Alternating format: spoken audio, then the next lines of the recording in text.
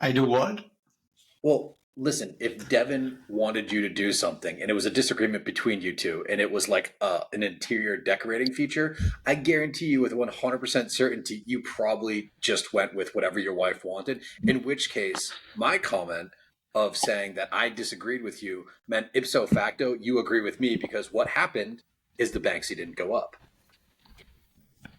Logic, Dave. I know it's not your strong suit, but you know, here we are. I have other strong suits though.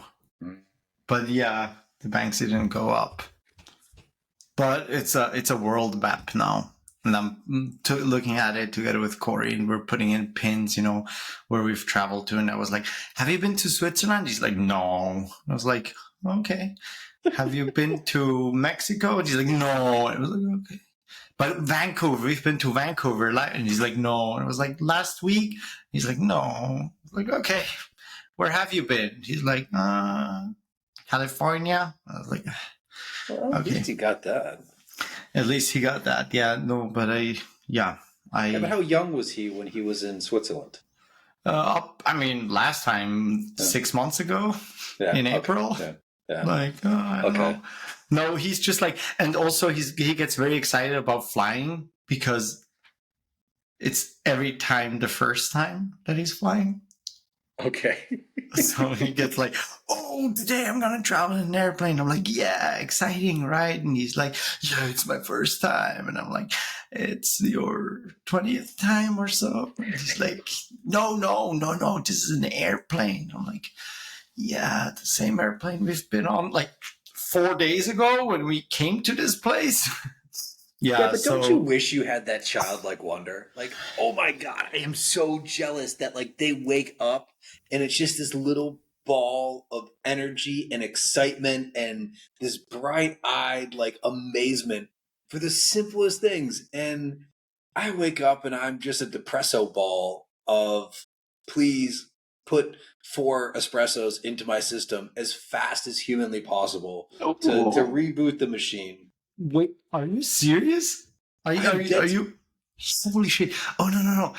I literally jump out of the bed. It's annoying the shit out of Devin. She's like, "How do you do that?" I'm kind of like, I wake up, eyes open, let's fucking go. Like, I love getting up. I can't wait in the morning. Obviously, that ties into the fact that I don't have an alarm clock, right? That might completely change the whole picture. It's not that I think I've spent literally the last 10, 15 years sleeping like 5.5, maybe 6 hours a night on a good night. And I think it's taken its toll. I'm not like, and I need to clarify, I'm not a depresso ball. Like, I'm not like, oh my God, my life is so horrible. I can't believe I have to get up. It's like my body won't let me sleep any more than that. I still feel kind of like groggy and brain foggy. So, and then I wake up and I hit the little button on my, it's not a Euro machine, but it's something like it where it grinds the beans and it gets a super nice crema on top. And it's completely foo-foo and I absolutely love it. And I've got 2 or 3 coffees. And then, I think we talked about this last time. I'm very hesitant to go and do a morning workout because it's at that moment I'm like ready to tear into work. And if I put a separation buffer into it, my brain kind of clicks into this whole other track, which is, oh, today is a complete play day. You've got no responsibilities. And then I get back from the workout and it takes me longer than if I had just started the work to get into the mode of, well, for lack of a better term, getting stuff done. Yeah. Yeah, it's kind of like how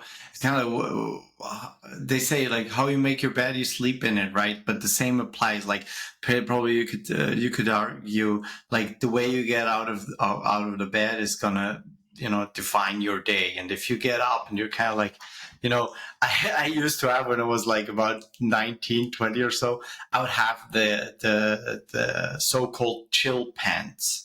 And I made it very well known that these are my chill pants. So if I would put them on, everybody would know, don't expect anything from Dave today, right? And so that was usually my attire on Saturday and Sundays, kind of. And so if I would still have them and I would put them on, that kind of whole situation would probably get right back to me, and I'd be like, this is so chill. Like, let's just do you have wake and bake. Well, do you have like any other work rituals? Like, I've got a few quirks. Number one, I always have to have shoes on. I have to have shoes on. So when I've got shoes on and I'm sitting down at a desk or at the treadmill desk, which I know both you and I are biohacking idiots that employ a walking treadmill desk so that we get extra steps and we're always effing ripped. I've always got to have shoes on. I tend to never work in hoodies unless it's like the weekend and I'm just kind of banging something out real quick, because I do think what you're wearing mentally cues your mind into what you're preparing to do.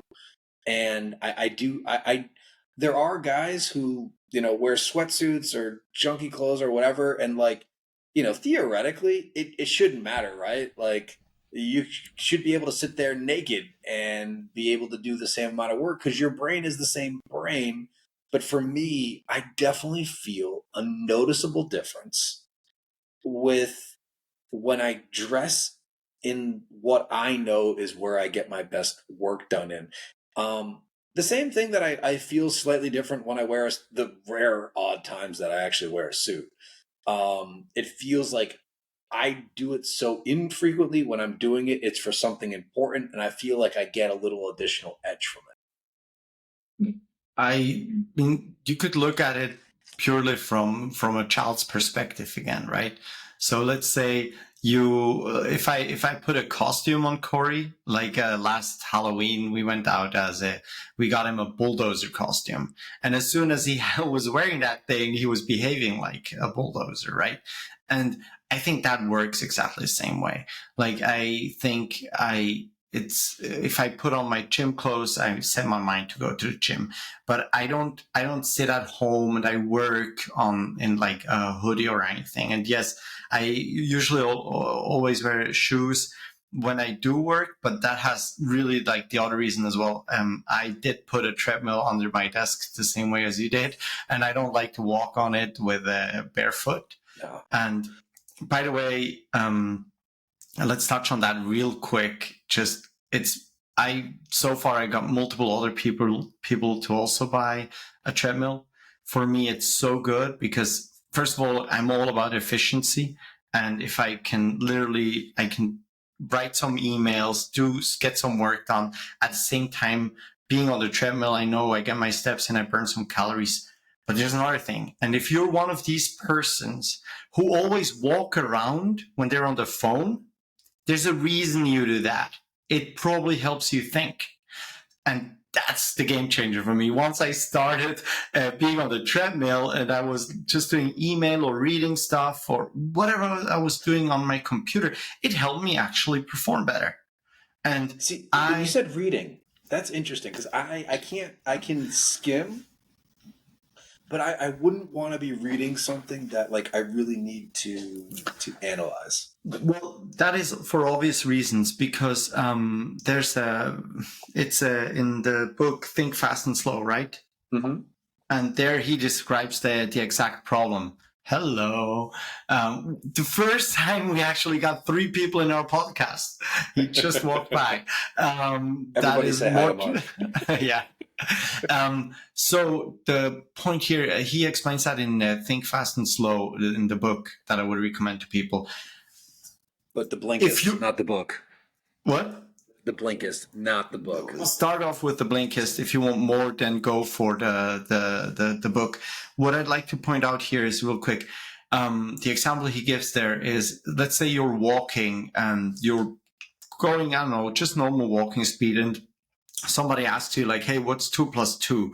Now that is a very simple calculation, so you can do that while walking. But then if you ask the other person who's walking a very complex question, they might stop in their tracks real quick, briefly. So maybe it's a difficult calculation or something they really need to think about. And he kind of makes that argument that like you cannot simultaneously do two things if one of them is very, very difficult to do. So I agree with you. If you're reading something highly analytical, complex, that goes maybe even over your head a little bit, it might be difficult to be on a treadmill. That being said, though, a lot of the emails that you receive throughout the day are not that kind of stuff. It's just like people want an answer. They don't, it's not even, don't even need to think about it. And so I think it's very, very important that in these in these situations, it's easy. I'm just on treadmill. Also, throughout 80% of all the meetings, I'm walking on the treadmill because maybe I'm just a listener. I don't like that. We should have a whole topic on why I despise meetings and how to make them more efficient. I want to get into that. Hold on.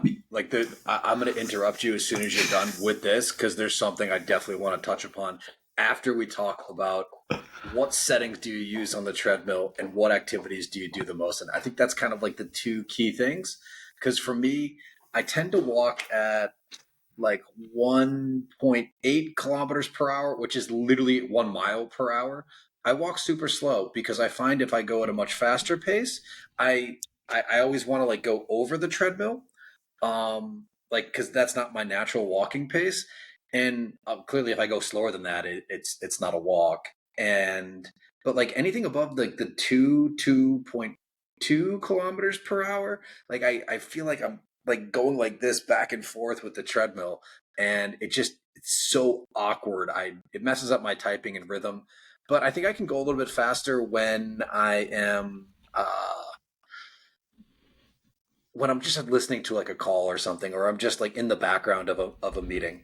What do you do? What's like your setup? And how many steps a day do you get on it, by the way? I average like 5,000 ish. Yeah, then we're probably the same amount on the treadmill, but I average about 11,000 steps on it. And my speed is at 2.6 miles per hour, so 4 kilometers per hour. I mean, that's moving. That is moving. Like, because the other thing is the head bob. Like, how do people, like, are you on camera when you're doing it? Because I feel my head is going like this, and everyone just gets super annoyed that. Okay, I don't care. You don't care. Deal with it. Yeah. No, I mean, like, come on. It's not like it's not like you can hear it in meetings, but I literally, I'll show you right now because why not? Live showing. Yeah, live showing. So, and just to everybody on listening to the podcast, that's not your smoke alarm going off. That's Dave being a dick on the podcast. Exactly. So I'm like that when I'm on for people who are only listening, and now is the time to turn on your video and just check me out, look like an idiot. I don't care. I work better. I think better. I feel better. It's totally worth it. And could you hear my steps right now? Yeah. I can hear, but it's not like an annoying, but like no. I know you're doing something. And I tend to mute myself anyway if I'm not talking because of background noises anyway in the house, which I think is quite important to do. That being said, I think for me personally it helps. It's an efficiency gain. I get steps in, I burn some calories off, and it's just nice. What I don't understand is you said that you tend to fall off. So not fall off. I tend to want to walk faster than it, and like my foot hits the little like guard in the front. But my guard is like at least, let's say, 1.5 feet, so like about 50 centimeters further in than my desk. So like, do you have a tiny one? No, mine's foldable. So like, I like walking on like the first half of it because the second half has like the bend in it where it's not as stiff, and I kind of hate like feeling the little valley in it, I guess. So maybe I just need to upgrade. Okay. Yeah. Speaking on that, before I bought it, I went through a whole analysis of like, what is the best product? Which one should you get? I read through all the reviews and so on. Point being, according to my research, all of them are shit. Yes. You will not find a single one that everybody likes. I settled, there's some out there for 2,500 and more. There's some out there for $100. I, at the end, bought one for $400. I think I'm super happy with it. It's a great product. I can go up to speeds of like 7 miles per hour, so I can like change the way it works, and like it has a little desk on it. It's called U-Revo Sports. FYI, if anybody's interested, not placed advertisement, obviously. And so I would really highly recommend that to people who just try to be a little bit more efficient, and maybe it also helps you, just like me, with your brain a little bit thinking. Yeah, it Right? definitely helps. I mean, the other thing is I try to always walk after I eat, and I don't always have the time to go outside and do that. So it's super easy to get your post meal walks in for 10 minutes, a la Mark Bell or Stan Efferding, just to drop your blood glucose and help with insulin metabolism and digestion and all of those other good things. There's a million benefits that happen when you walk right after you have a meal, regardless of what the macros are. Absolutely. Hey, so Yeah, I'm gonna interrupt you. Yeah, I'm gonna interrupt you right now. please, yeah, All right. because So we talked about how meetings suck, and I completely agree that we definitely need to start wearing T-shirts on the podcast that say this meeting could have been an email. And I actually think that email in the day where we have average of gigabit downstream internet, storage is dirt cheap or most likely provided through a premium service where it's based in the cloud. I have switched probably 40% of my communication over to Loom. And the reason is whether I am responding to like changes in a document, a contract, going through an Excel model, you can leave all the comments you want, but if you don't give people the context to it, they tend to not. Well, number one, no one ever reads anything you send them, and number two, they just don't have the whole picture. So I find that by using Loom, I can cut my communication by 40, 50, 60, 70, 80% in some instances with just one Loom, with by just kind of voicing over my inner monologue before I'm sending the email anyway. mm-hmm. And I found that to be transformational. I was actually listening to a podcast, and I sent it to you by the GOAT Tim Ferriss, with the guy who created Levels. It's a CGM company, not important, but they're actually their onboarding process is for the first 2 weeks of onboarding. They force employees to only communicate via Loom. And I thought that was super interesting. And it was really because people are scared of recording themselves on screen, and it was to really break that fear, break that habit. And especially in the day and age where you work with, I mean, we work with a lot of remote workers. Being able to just record my morning routine and sending over to them and saying, "Hey, this is exactly what I do." Number one, are is there anything that I'm doing that you could take off my shoulders so that I can be doing more high value things? Because working back to my favorite thing, which is take your average annual earnings and divide by 40-hour work week and then cut out everything that's under that. Um, and the second one being, me sending and responding or just like fixing a PowerPoint presentation is likely not the best use of time. So with that, I find number one, I can get more stuff off my shoulders, and two, I have them respond with a Loom how they would do it, because maybe the way that they were thinking about doing it is completely wrong, and I can short circuit them progressing something or doing it for a full week's worth of time and addressing the problem firsthand, and also helping to get them to understand exactly what my mode of thinking is. Interesting.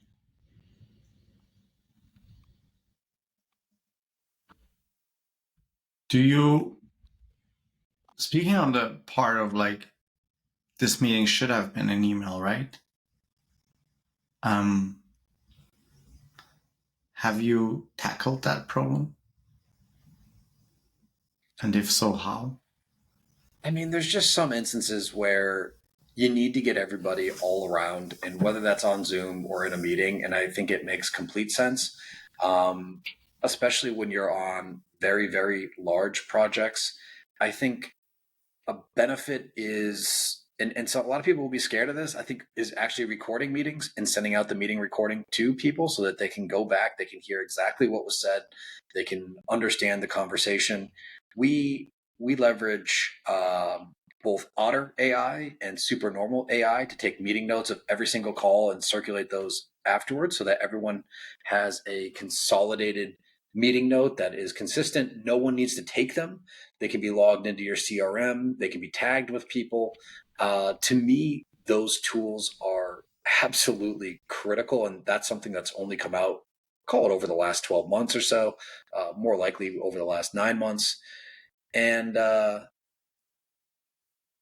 but I mean, right now, just the amount of people who call a meeting, it's just so ingrained in people's heads. It's hard to break some things, and I do think some things need to be communicated in a meeting so that you don't have a lag between when the other person can respond.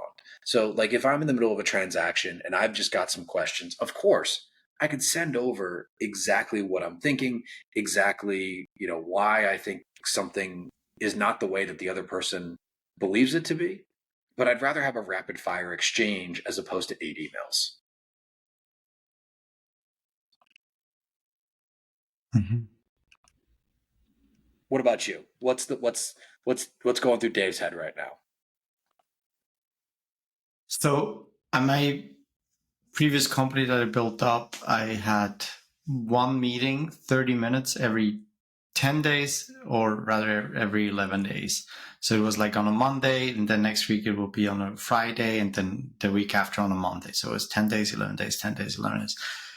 30-minute meeting. Sometimes it was 40 for a company size of 35 people. Worked just fine. So like a stand-up meeting. Kind of, but not even every day. I encourage people to, first of all, make decisions themselves and not always try to save their ass by asking everybody. But I also encourage people to talk directly to each other. And I created a guide for it on when to create a meeting or not. I had that in a PowerPoint. I just pulled it up, and it was pretty simple. The first question was always like, is there a specific decision that needs to be made in order?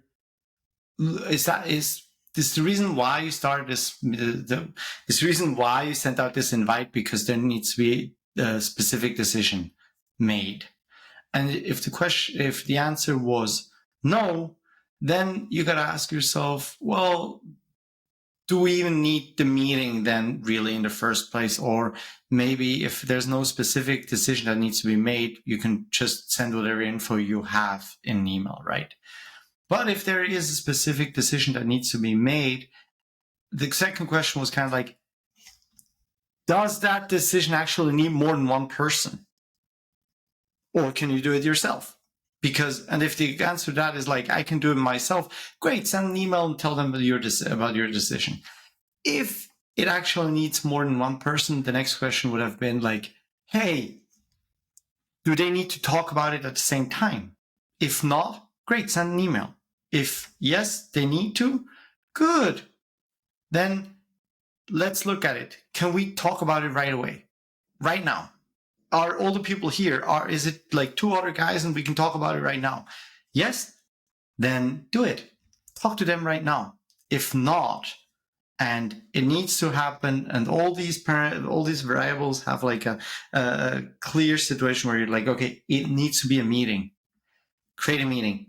But adhere to a few rules within this meeting.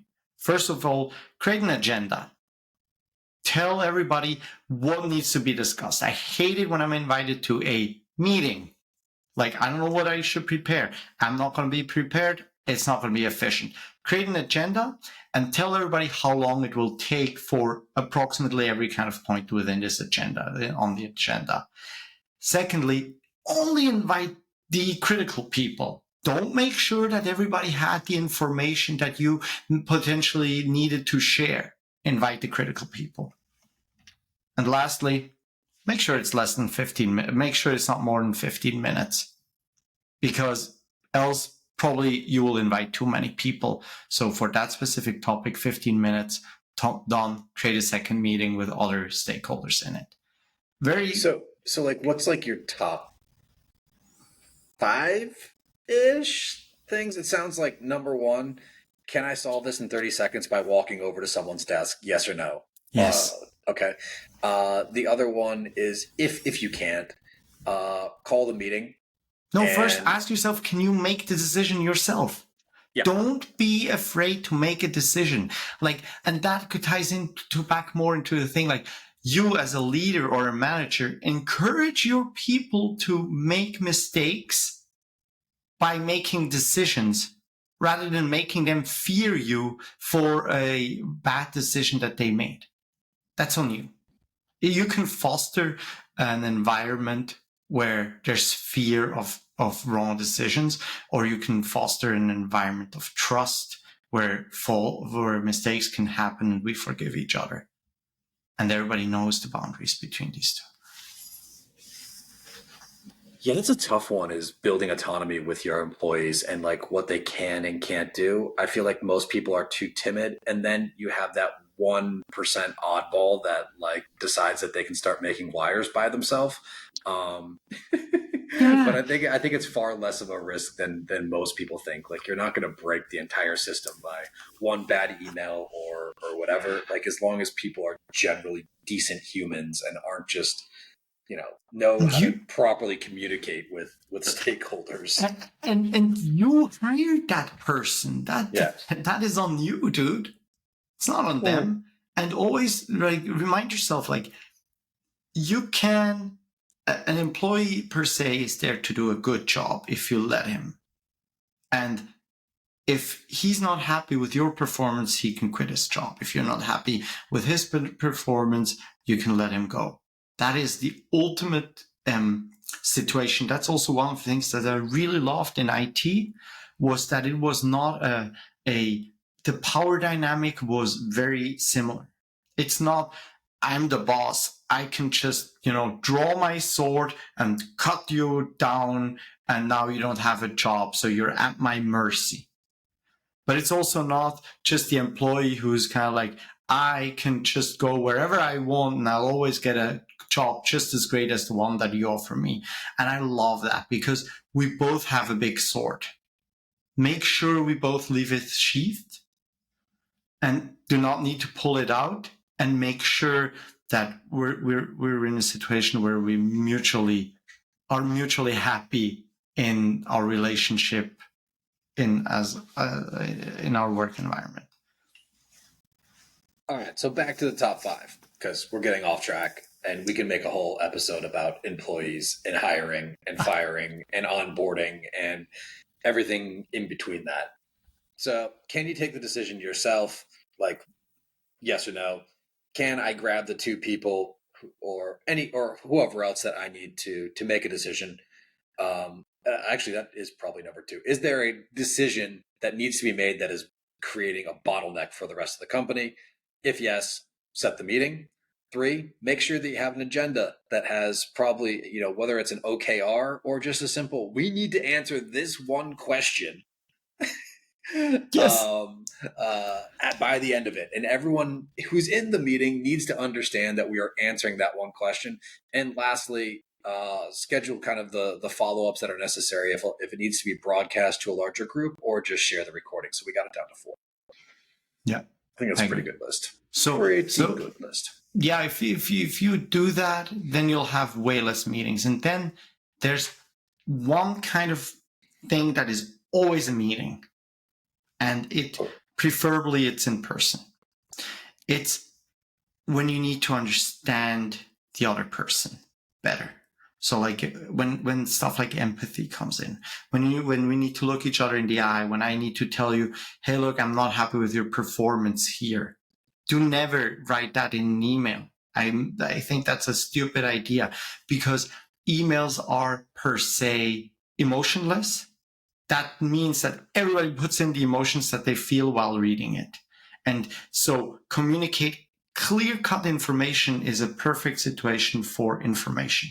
When I'm telling you, I'm right now in Los Gatos, it's 10:15 and it's 20 degrees out. I can communicate that.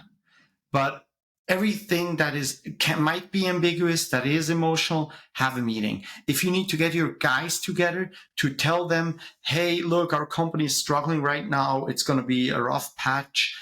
We need everybody to dedicate 110%. We can do this. Get them together. Don't be too lazy to do and just write an email with ChatGPT. Kind of like, get your shit together, get everybody in front of the computer if you can't do it personally. Have everybody turn on their camera so you can read their body language a little bit, and then talk to them and figure out how we can do it.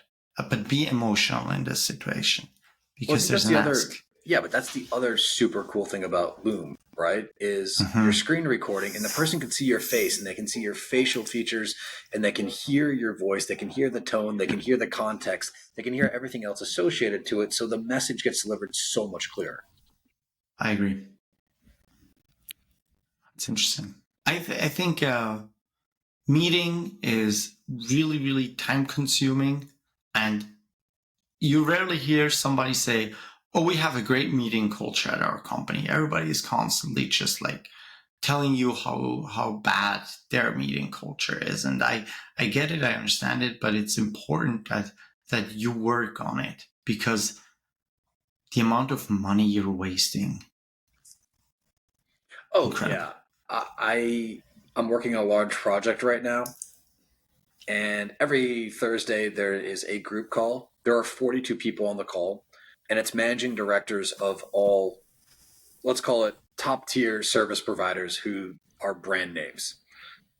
That is probably a $200,000 call, if not more, over that 30 minutes. If you actually looked at the resource spend for having all of those people on one Zoom at the same time communicating. Now, it is a very large project, so that could very well be a good use of time. And because it is so disparate and there is so many different things, it is important to keep everyone in the loop. But this is, again, where I think creating content by either recording the meeting or using Loom, it's you create leverage, because there's probably someone who's going to have that same question. They're going to want to be able to know exactly what was said, or be able to go back and ask, like, oh, hey, where were you again on that model? If you provide the recording, someone can just go back themselves, and then they don't go through all of the iterations that's required to get in contact with the other party for that status update. And it's the same thing with onboarding. It's the same thing with model fixes. It's the same thing with a million other things. And, you're going to pay the same price a month for the service regardless. So you might as well use it. I mean, I think actually Zoom now has created a Loom competitor. It's called like Zoom Clips. I haven't used it yet, but for anyone who is a Zoom premium user, and don't come at me with the terms of service. Evidently, they can record and they can utilize all of your recordings for their own purposes. It's super weird. I need to delve into it. I've actually kind of moved over to Google, which is maybe slightly worse, but it seems better on the surface. I don't know. Anyway, whatever service you're using, they probably have something like this, but it's all about how much leverage you can create. How can I take the time that I have, say it once, and then bring it to a broader audience where there's no confusion. Absolutely. Yeah. But that's enough about meetings. What did we actually want to cover today? I think something that would be interesting to cover. I mentioned that I think in episode nothing like 2. A 34-minute intro, by the way. Yeah. We just cut that all out, and now the episode actually starts. No, but seriously, I think it was in episode 2 when I said, like, I kind of see 3 pillars of success. One is your upbringing. The second one is your network. The third one is your knowledge. And while you're not in charge of number 1 for the most part, number 2 and number 3 are things that you can actively pursue and influence. And because we were talking about meetings right now, it's a meeting at the center of any kind of meeting are other human beings, right?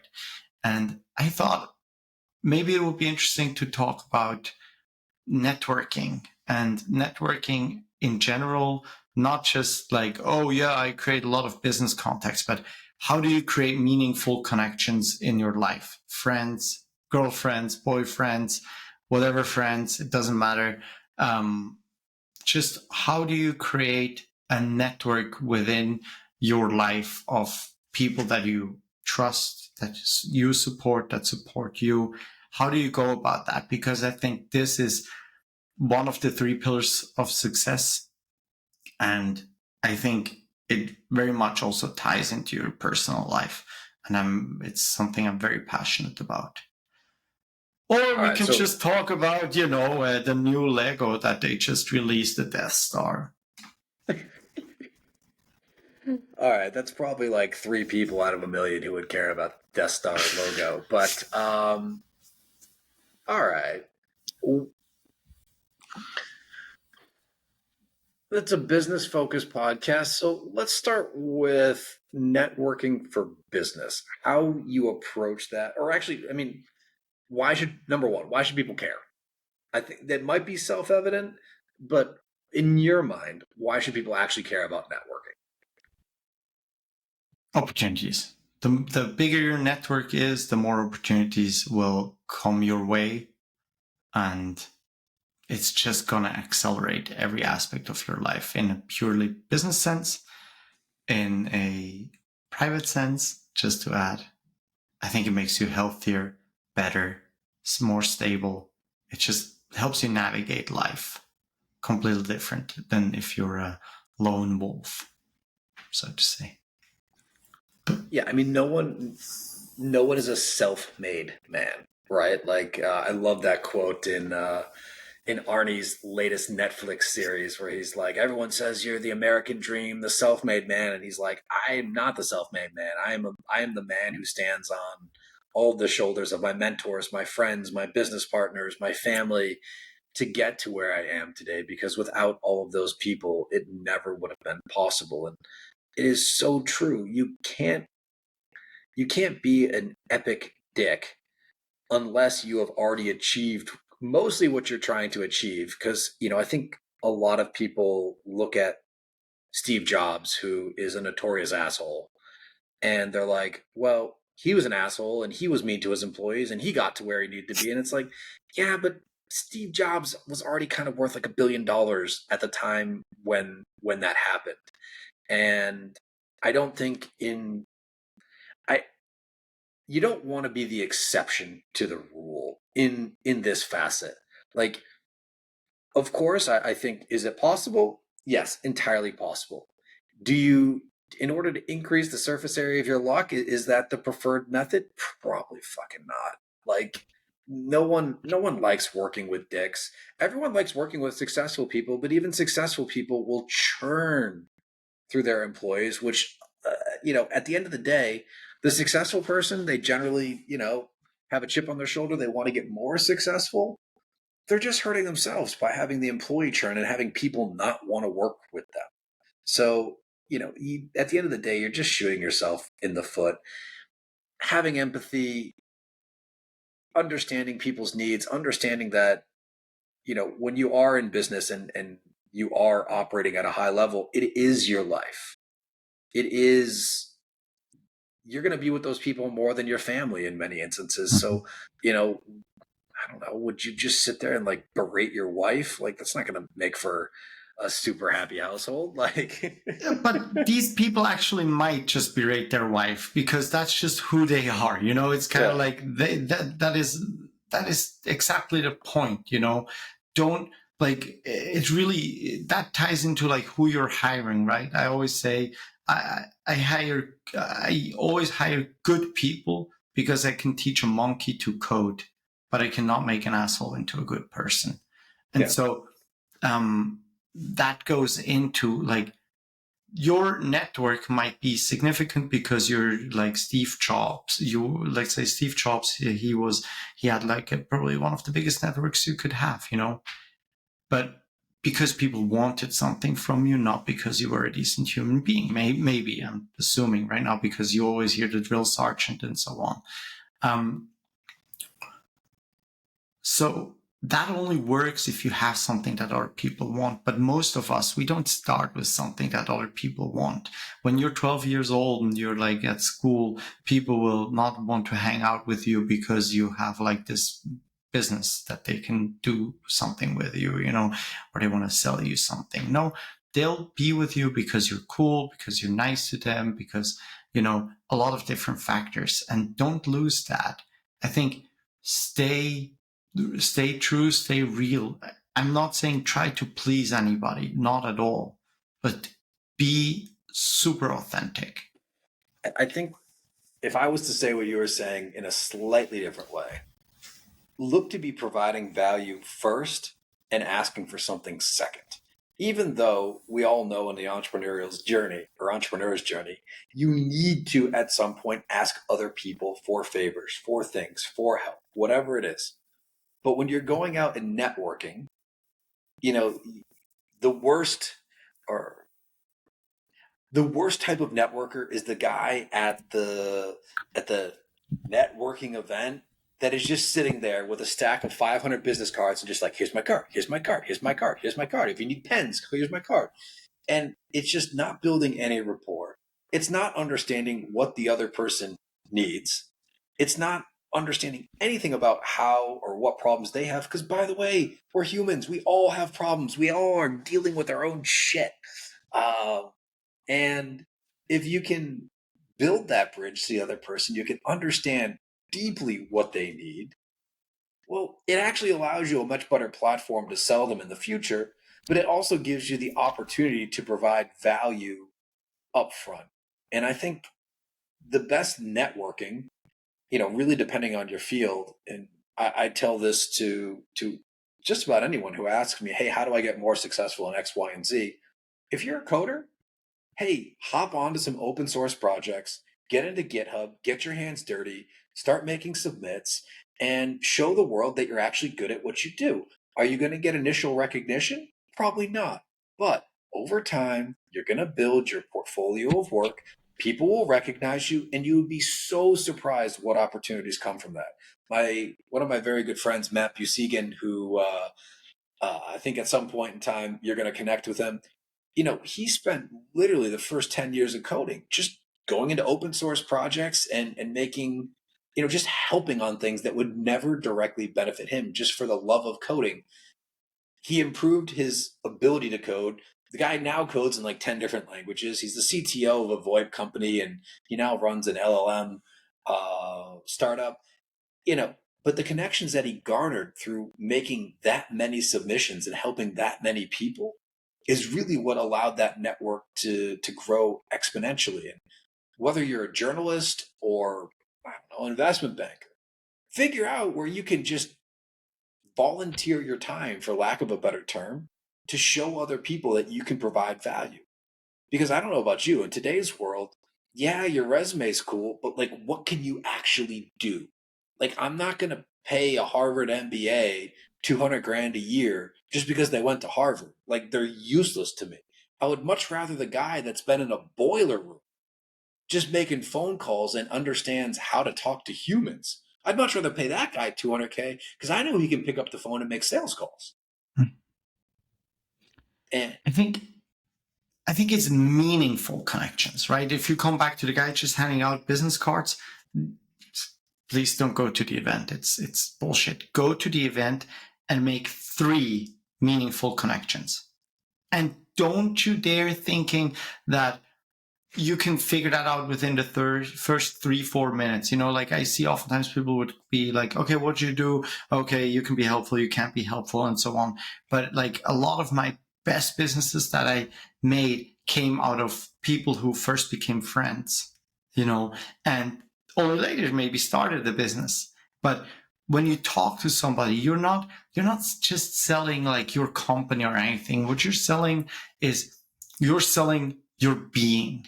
You're selling your friendship. You're selling your ideas, your values.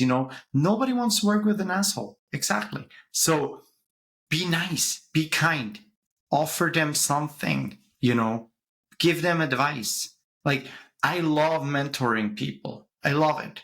And I love it Absolutely because I absolutely love it because I love helping other people, not for the sake of me being more successful directly out of that, but because they mirror me, they give me advice, they like kind of like at some point, they come up with their own ideas. It's a good exchange, and it will in the long run be beneficial.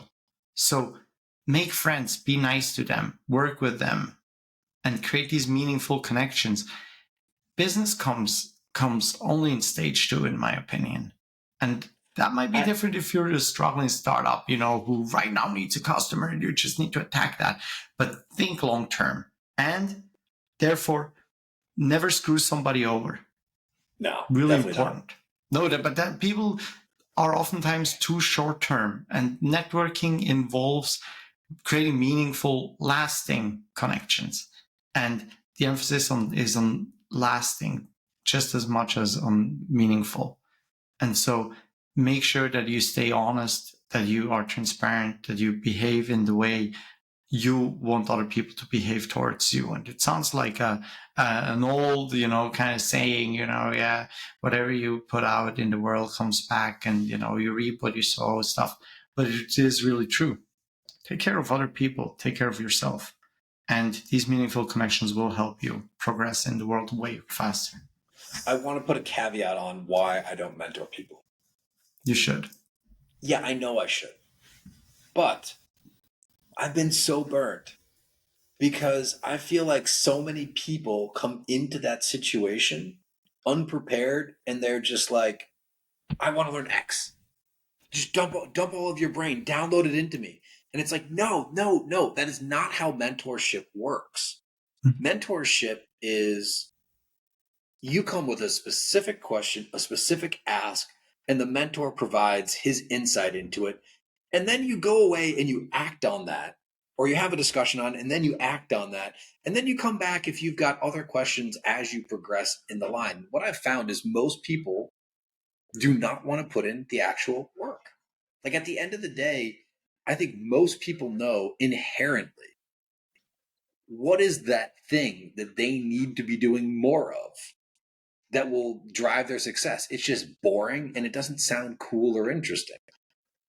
I always come back to cold calling because you love cold calling. Yeah, I absolutely love cold calling. But if you're building a business, the amount of leads that you have coming in is a direct correlation to what your revenue growth is.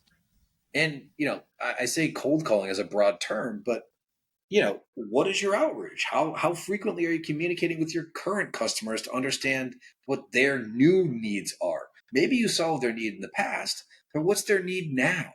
What are they struggling with? How can you redesign your product better? How can you fulfill that? How can you, create that partnership with them that everything, anytime that they've got a need, they're not going and, Googling what's the best for X, Y, and Z. They're picking up the phone, calling you and saying, hey, I don't know, like with my business partner and I, it's like, we were thinking of doing X. What do you know about it? And can you guys do that for us? And I think that is really where you unlock a lot of stuff. It's simple. It's not easy, but it's simple.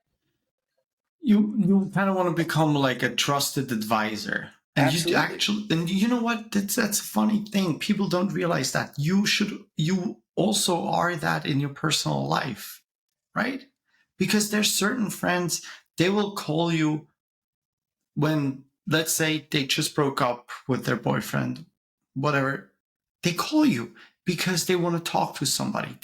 You have a meaningful, lasting connection with them, and they want to know something. They want to talk to you. They want to maybe get some advice or just somebody to listen. Build the same kind of relationship inside your business, and towards the outside, customer facing. Build the same kind of systems and relationships. I have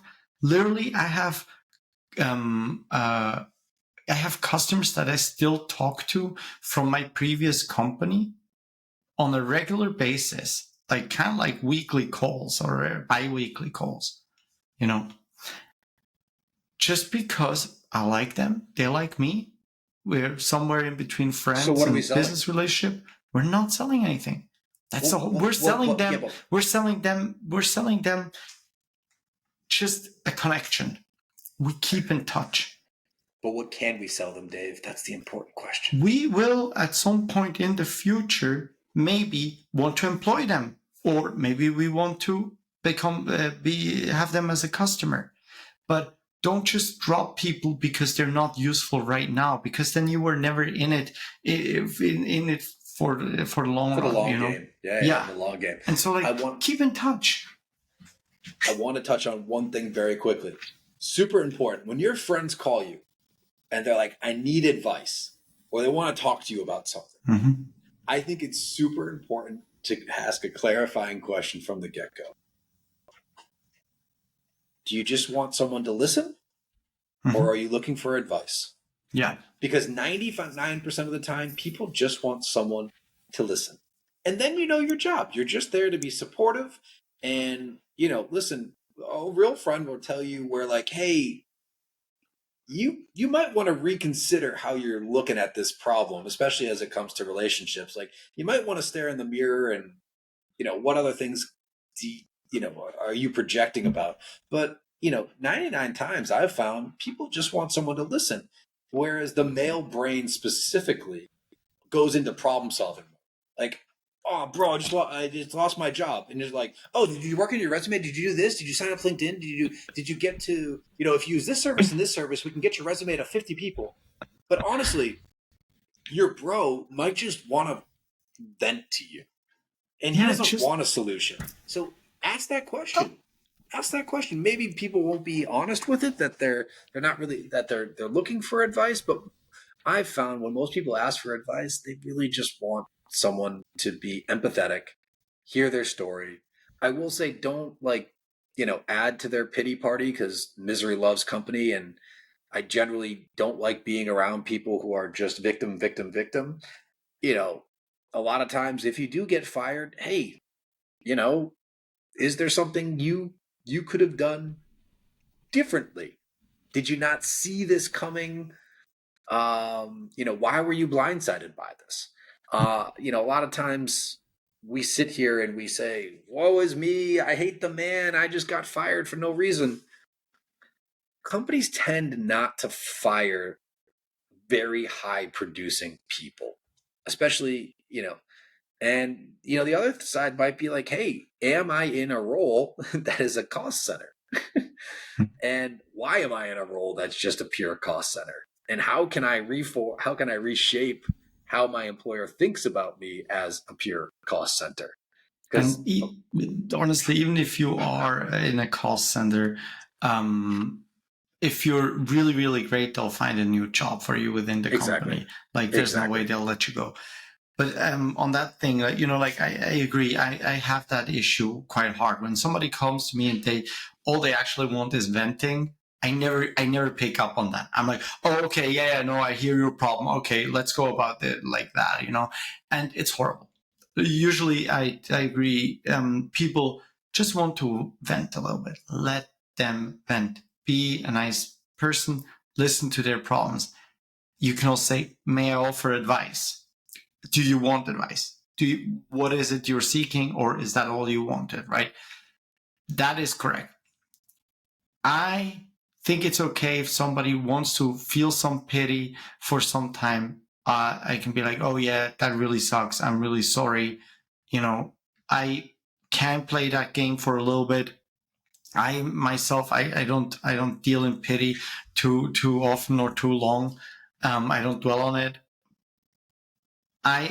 There are certain situations where absolutely what I can't stand is when people complain about a situation but don't try to change it. I got in serious fights with friends, good friends with me, really people I truly care. And because I truly care about them, that is kind of like where I get a little bit rougher, Like I always say, the closer you are to me, the higher my standards become, that my expectations of you become. So like I have highest expectations of myself, and then, the closer you are, the higher my expectation. And so it's very difficult to deal with me the closer you get. And I remember this one time when a friend of mine was constantly complaining about his job. Just everything was shit. The boss was shit, the coworkers were shit, the job was shit, the product was shit, everything was shit. And that you can do that once. You can vent. It's all right. We all have that day. Even a second time. But if it becomes your hobby and you're not actually quitting your job, even though you could, it's not like you have no chance of finding another job and you just need to deal with it. That's a different topic. I can't stand it. I can't stand people who are just in complaint mode and don't invest any energy into changing. Well, it's like that friend. It's like that friend who's always like, "I'm fat. I can't do. I hate the way I look, and I'm so embarrassed with this and that. I don't fit in any of my clothing anymore." Okay, well, did you make a change? Did you consult some help? Did you Google it? Did you, I don't know, try calorie counting for a little bit? Did you exercise at all? Are you doing anything that is a step in the direction towards solving your problem? And I think today, in today's culture, especially, far be it from me to again be the grandpa shaking his cane. In my day, we used to, but I do feel like today's generation, much more like the Gen Y. I think that's what it is. Um, they really feel like this sense of entitlement, and you will just get a slap across the fucking face as soon as you enter into the real world, because it does not care. It will not give you anything, which is likely what you said about putting good into the world. It maintains karmic balance. You can't get something for nothing. And, I understand with, a lot of people hate how much money influencers make. And by the way, I would like to point out most of these influencers are flat broke. And if it wasn't for their getting everything for free for people, for them bringing traffic, they probably wouldn't be able to be at Nobu or all of these other flashy restaurants or Catch without kind of that sponsorship. But they're putting content out in the world. They're getting eyeballs. They're doing something. They're producing something. So the closer you get to actually producing something into the world which provides value, the closer you are to getting towards your goals. And you need to take that step to actually, you need to take action. Just every single day, wake up and take action that drives you closer to your goal. I think, actually today, one of the things I sat down for about 45 minutes and I was thinking, what is my thing? What is that one thing that I avoid? What is that one thing that I should be doing, but I'm not giving enough attention that will bring my business to the next level? And 9 times out of 10, at least for me, it's outreach. It's outreach. It's prospecting. Networking. Because, it's networking because I get comfortable. Oh, I've got a good business. I have a nice lifestyle. I have enough clients. Exactly. But, enough clients, right? It's kind of like, oh yeah, I'm good. I don't want to grow too much. Let me tell you, their situations can all change in a flash, and they can be like, listen, I don't have the budget. You're done. We're going to finish up this project. And it was, we had a great experience with you guys, but then, you have solved our need for the next 12, 18 months. And, let's keep in close contact and still talking.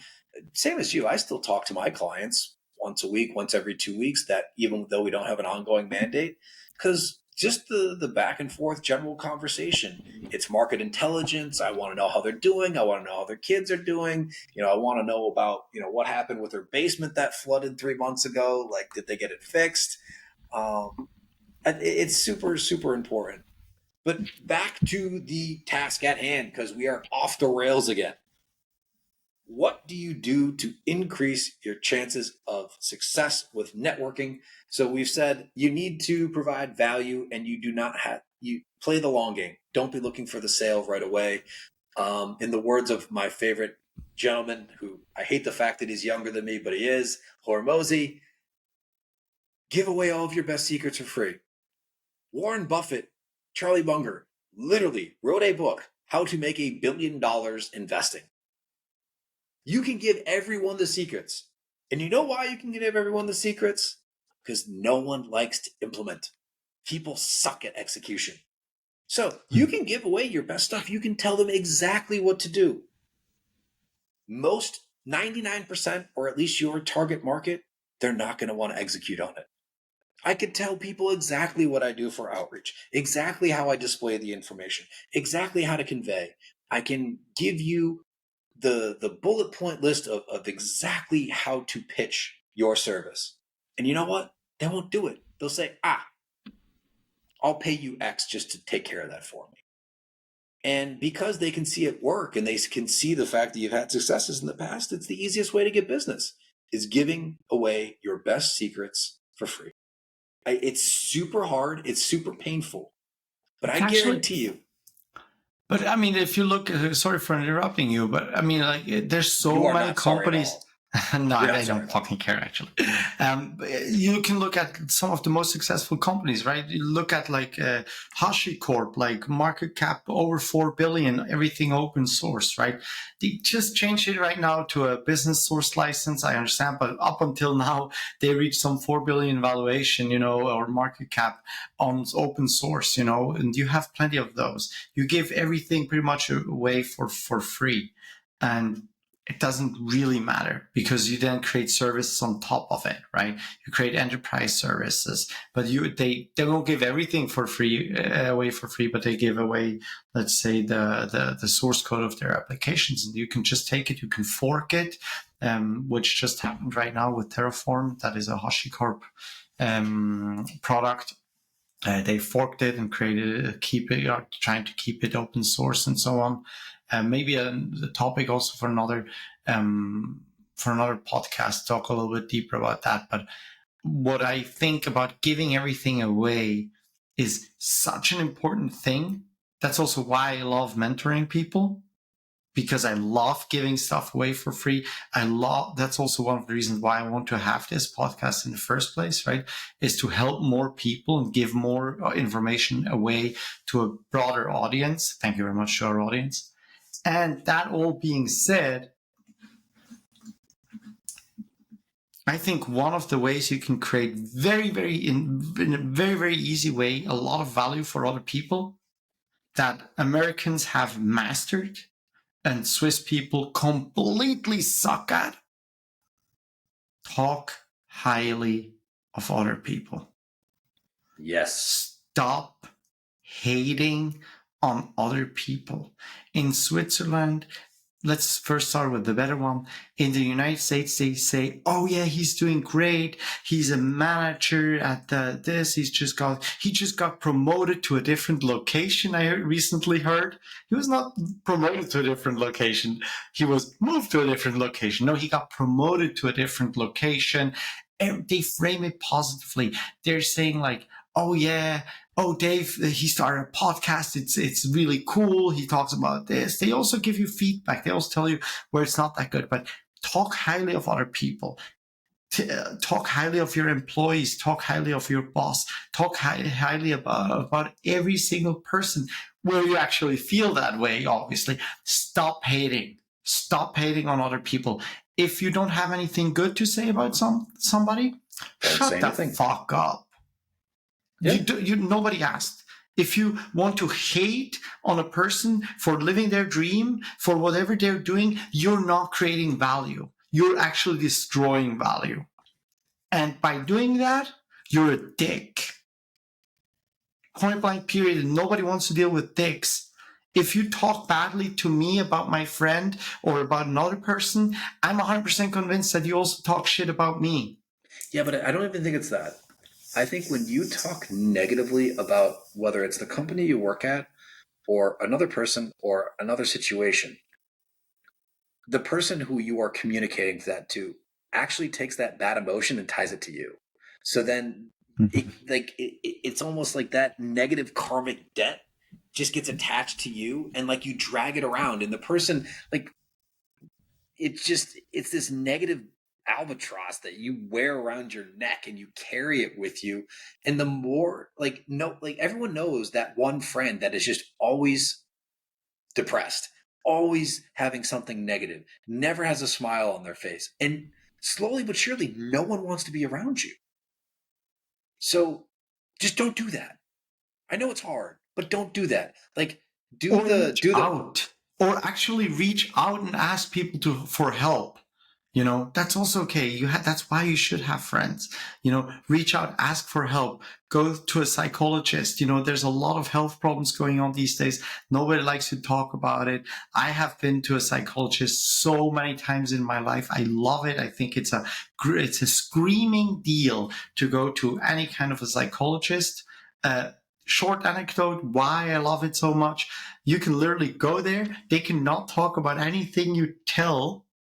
You give them, it's a fair deal. You give them some money. They need to listen, and you can just dump all your shit on them, and they need to deal with it. And you don't need to care because they're not close to you. They're not your friends. I'll give you two awesome points to that. Number one, never bitch about your business partners or anything else to your significant other, because they'll just start hating the person, and they never get the probably 95, 97, 98, 99% of the amazing things that person does, because no one ever communicates those good things as often as the negative. It's kind of in the same vein as, one negative person, like a customer who has a negative experience will tell 10 people, a person who has a positive experience will tell 3. The same ratio kind of exists for anything you're communicating about other people in general. So number one, do that. Like bitch about your business or whatever to someone who is not your significant other. Like your psychologist. Yes, you're a psychologist. And also, do not complain about the office to anyone in your office. It is literally a parasitic virus, cancer squared, that will eat up your entire organization faster than you can ever imagine. Get a shrink. Get someone else. Get someone not tied to your company and just bitch to them. The other point I will make, and Dave, you got to go see this guy, is I actually don't I didn't have a positive experience with psychologists. I didn't like, and by the way, I didn't put in enough research to go, and I didn't do the thing where what you actually should do is find someone that works for you, and whatever their techniques are and what they were trained in and how they operate and how they guide you. It is a process. It's not like the first person you go see is going to be amazing. It very well could be, but that's not the case for many people. One thing that I found worked incredibly well for me for stuff that I know where I have self issues, and whether that's imposter syndrome or childhood stuff that just is still lingering, I go to a hypnotist. Mm-hmm. And if you find a good hypnotist, a lot of times they go through 80% of the same training, whether it's Jungian shadow work or they are trained in a lot of the similar aspects. And please do not go to someone who is just like, I took a random online course and they're going to try and do something. Like, actually look for people who have accreditations and degrees and have learned kind of the underpinnings of why they're doing what they're doing. But your subconscious runs like 90% of your life. And if you can find a way to tweak that without actively having to communicate it, I've found that resonated much better with me. And I've seen a huge change by going once a week for like 2 to 3 months. Just a quick question for me out of curiosity. Are you like out? No, I'm just kind of sitting there with my eyes closed and I'm listening. And sometimes I'm in a little bit, it's almost like transcendental meditation, like you're still aware of all of your surroundings. And sometimes I'm deeper into it than others, but I always see an effect at the end. But it's not that stuff that you see on YouTube and you're like, whatever. No, it's none of that bullshit. Good. Yeah, I figured, but I was just kind of like out of curiosity, maybe I'm the only person who didn't know that. Maybe there's other people. I see that. Yeah, I see that. I personally, the best psychologist sadly, he retired after one of my sessions. He was like, okay, I can't handle this shit anymore. I'm retiring.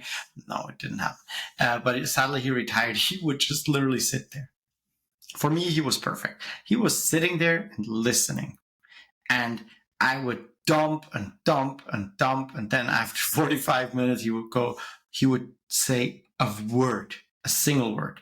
And I remember it once. Once he said, I remember multiple ones, but one that I would like to share is like, humility. I was like, what? He's like, you have not experienced a lot of humiliation in your life, and that's why you're struggling. And I sat there and it hit me like a 20-pound truck in the face. I was like, oh. I walked out of there after these 45 minutes and changed a lot of my behavior. A lot of my behavior. I was quite young at that time. And that was my favorite psychologist. I had other ones, not so good ones, not great, but that was really great. And we pivoted again a little bit. We did. My point really before was just like, if you don't have anything nice to say about something or somebody, really think about who you're talking to. Most of the cases, don't say it. Because if it's something they do and it doesn't affect you, there's no reason to talk about it. If it's your boss and it does affect you, talk to somebody outside. Be mindful of the words you speak, because you're programming your own mind, but also the other person's mind. And if you're the one who always talks highly of everybody, more people will want to be around you. If you hype people, if you make them a compliment, not a shitty compliment, heartfelt compliment, tell them if they are doing something that you like, that you appreciate. Tell them they look good, if they do look good. People can see through bullshitters quickly. But that's really going to be a key feature in building meaningful connections. Is like, be the guy who talks nice shit. Be the guy who talks. Be the guys who talk good of others. Provide value to other people before even thinking about what you can get in return. And go see a shrink or a hypnotist or someone else. Don't be the person who always complains and does nothing to change it. I mean, honestly, sit down there with a notepad and write out every single thing that you hate about your current existence. And then, like we talked about in our last episode, right? Hey, what's one small thing you can do to step you in the right direction? I hate my job. Okay. Why do I hate my job? Is it my boss, my this, my that? Is there something I can change within the current job that I have to make that situation better? And if no, maybe I need to look for a new job. So the first step is, why don't I just start browsing new jobs? How open is the market? Is it open? Is it closed? Maybe it's, and by the way, I think the best thing possible, maybe I should just pay 25 to 50 USD, go on Upwork and have someone rewrite my resume for me. And that way it's taken out of my hands. And if you have that good network, maybe you had the good upbringing, maybe not. Maybe you have that good network, it will help you. And if you have the good network, but maybe there's the third pillar of success, in my opinion, is knowledge, know-how, which we can talk about another time. Maybe you can work on that. Maybe you have the network, maybe you have the upbringing, maybe you need to add some knowledge to get that job. So there's ways to work with all these things. And I think that's going to be also a really interesting topic to talk about in a future episode. One thing that I would like to mention real quick will actually, first of all, we reached a 50% growth again. Thank you very much. Woo-hoo. We have an Instagram page. We have YouTube. We're on Apple Podcasts. We're on tons of different platforms now. Spotify is where we have the most followers. Thank you very much. We're really excited about it. We received tons of very, very valuable feedback. We're still working on improving on all the stuff. We will actually have a poll under this episode on Spotify. Appreciate if you guys could answer it. Drop a follow, click that bell button. What else, Brent? What else can you do? Like it, give us 5 stars. What else? Actually, I was thinking, listen, we would be forever grateful if you could recommend us to your friends or drop us a line at adultmoneypodcast@gmail.com. We're going to get our own URL, don't worry, because I know it's completely unprofessional. But for the time being, that's the email address. That's all Dave's fault. Horrible person, horrible human being. Don't listen to him at all. But be Brent. Be Brent. Be Brent, exactly. What I think would be super interesting is if anyone would love to run a question by us, why don't we bring you online? Why don't we talk about it for 30 minutes? We can add you as a guest to the show, and we can answer some questions in real time. And I think as the show progresses and as we get our followers up, I think it'd be super cool once a week to do a 30-minute AMA where we give people 10 minutes, we record it, and we let them ask their questions about whatever's percolating in their brain. Hell yeah. That sounds like tons of fun. Let's do it. Thank you again to everybody for tuning in today. Check out our previous episodes. Check out our next episodes, even more important. Thank you very much. Take care, guys. Bye. Bye.